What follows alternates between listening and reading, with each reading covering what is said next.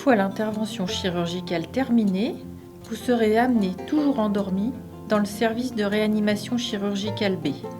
L'anesthésie sera interrompue quand l'équipe médicale de réanimation jugera votre évolution post-opératoire favorable. Vous vous réveillerez alors tout doucement.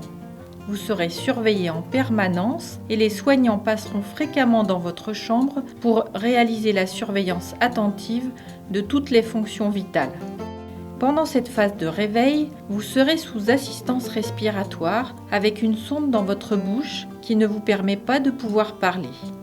Dès que vous serez suffisamment éveillé et que vous respirerez de façon autonome, nous retirerons cette sonde ainsi que la contention des mains qui vous empêche d'enlever ce dispositif trop tôt. Au bout de quelques heures, vous pourrez boire et manger un peu si vous le souhaitez. Des médicaments contre la douleur seront administrés par voie intraveineuse et par une pompe qui vous permet d'ajuster le traitement selon vos besoins. Vous reprendrez votre autonomie progressivement pour faire votre toilette, aller au fauteuil, manger,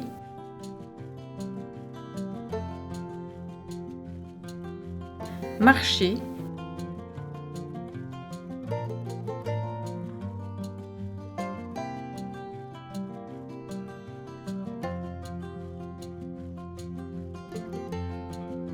faire des exercices de kinésithérapie respiratoire.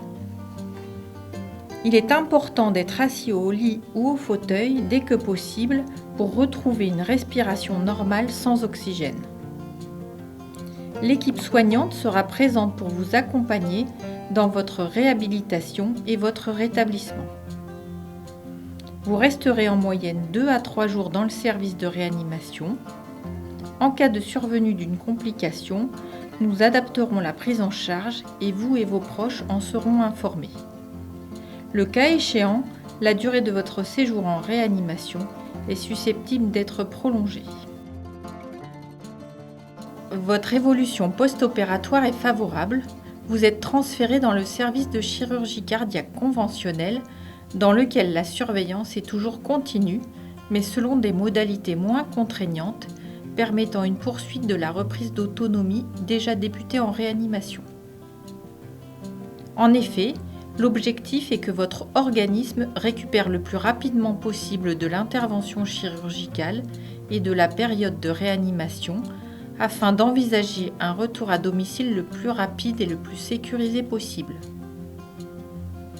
Ces différentes phases de votre prise en charge auront sollicité votre organisme et il est alors important de lui apporter les différents éléments nécessaires pour une récupération optimale.